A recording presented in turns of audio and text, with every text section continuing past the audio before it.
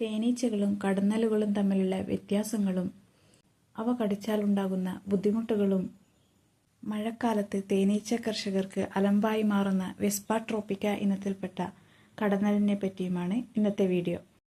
അപ്പോൾ തുടങ്ങാം. തേനീച്ചകളുടെയും കടന്നലുകളുടെയും കുത്തുകൾ തമ്മിൽ നല്ലോണം വ്യത്യാസമുണ്ട് കേട്ടോ. തേനീച്ചകൾ കുത്തുമ്പോൾ അതിൻ്റെ കൊമ്പൊടിഞ്ഞ് ശരീരത്തിൽ കയറും. കൊമ്പിനോടൊപ്പം വിഷസഞ്ചിയും ഉണ്ടാകും. കൂടാതെ അതിൻ്റെ കുറച്ച് വയർഭാഗവും ഉണ്ടാവും. അങ്ങനെ കുത്തിയ തേനീച്ചകൾ പിന്നെ മരിച്ചു വീഴും. അതെങ്ങനെയെന്നറിയോ? ഇത്തരം തേനീച്ചകളുടെ കൊമ്പിൽ തന്നെ എതിർദിശയിലേക്ക് കാണപ്പെടുന്ന ചെറിയ മുള്ളുകളുണ്ട്. ഇങ്ങനെയുള്ളത് കൊണ്ട് അവയ്ക്ക് അവയുടെ കൊമ്പ് തിരികെ വലിച്ചൂരാൻ നോക്കുമ്പോൾ കൂടുതൽ വേദന എടുക്കുകയും അത് മുറുകി പൊട്ടിപ്പോവുകയും ചെയ്യും. എന്നാൽ കടന്നലുകൾക്ക് ഈ പറഞ്ഞ മുള്ളുകൾ ഇല്ല. അതുകൊണ്ട് തന്നെ ഒരു കടന്നലിന് തന്നെ ഒന്നിലധികം തവണ നമ്മളെ കുത്താനുള്ള കഴിവുമുണ്ട്. മാത്രമല്ല കൊമ്പുകൾ തറച്ചിരിക്കുകയുമില്ല. ഒന്നോ രണ്ടോ കുത്തു മാത്രമാണ് നമ്മൾക്ക് കിട്ടുക എന്ന് വിചാരിച്ചോ, അത് അത്ര അപകടകരവുമല്ല. എന്നാലും കുത്തേറ്റ സ്ഥലത്ത് നല്ല വേദനയും നീരുമുണ്ടാവും. ചിലപ്പോൾ ഇതേ കടന്നലുകൾ നമ്മുടെ കണ്ണിലോ വായിലോ നാക്കിലോ കടിക്കുകയാണെന്ന് വിചാരിക്കുക, അത് വളരെയധികം അപകടകരമാണ്. കുത്തേറ്റ ഭാഗത്ത് ഇൻഫെക്ഷൻ ഉണ്ടാവാൻ ചാൻസ് കൂടുതലുമാണ്. അതിമാരകമായ അലർജിയാണെങ്കിൽ മിനിറ്റുകൾക്കുള്ളിൽ തന്നെ അതിൻ്റെ ലക്ഷണങ്ങളും കണ്ടു തുടങ്ങും. ചുരുക്കം ചിലരിൽ ലക്ഷണങ്ങൾ തുടങ്ങാൻ കൂടുതൽ സമയമെടുത്തെന്നും വരാം. ഇവ കടിച്ചിട്ടുണ്ടെങ്കിൽ ശ്വാസതടസ്സം, തലവേദന, ഛർദി, രക്തസമ്മർദ്ദം താഴുക, ശരീരമാസകലം ചൊറിഞ്ഞു തടിക്കുക, ഫിറ്റ്സ് ഉണ്ടാവുക, ഇങ്ങനെയുള്ള ചില ലക്ഷണങ്ങളൊക്കെ കൃത്യസമയത്ത് കണ്ടെത്തി ഉടനടി ശരിയായ വൈദ്യസഹായം തേടുക എന്നതാണ് ഏറ്റവും പ്രധാനം.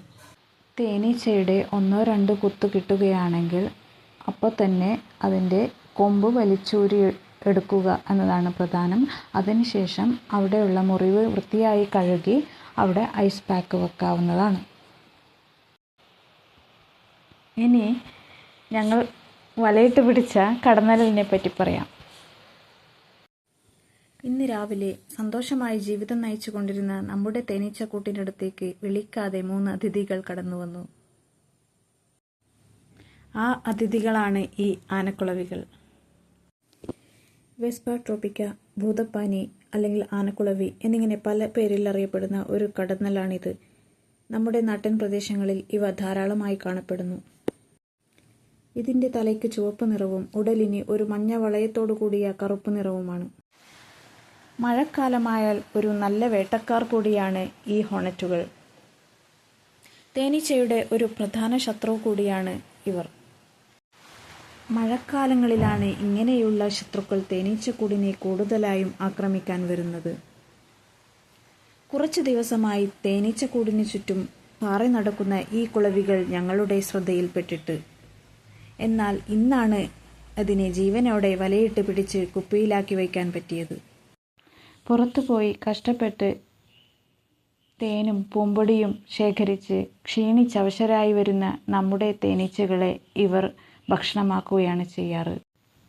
ഈ കുളവികൾ നമ്മുടെ തേനീച്ചക്കൂട്ടിലേക്കും കയറാനുള്ള ഒരു ശ്രമം നടത്തുന്നുണ്ട്. എന്തിനാണെന്നല്ലേ? നമ്മുടെ തേനീച്ചക്കൂട്ടിലെ ലാർവകളെ എടുത്തു കൊണ്ടുപോയി അവരുടെ ലാർവകൾക്ക് ഭക്ഷണമാക്കാൻ വേണ്ടിയാണിത്. നമ്മുടെ തേനീച്ചക്കൂട്ടിൽ ഒറ്റയ്ക്ക് കയറിയ ഒരു കുളവിയെ കൊന്ന് കൊലവിളിച്ചതും ഞങ്ങൾ കണ്ടു.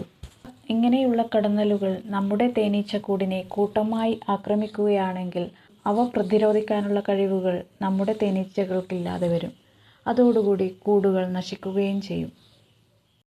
ഈ കുളവികൾ ആളത്ര ചില്ലറക്കാരനല്ല എന്ന് മനസ്സിലായില്ലേ?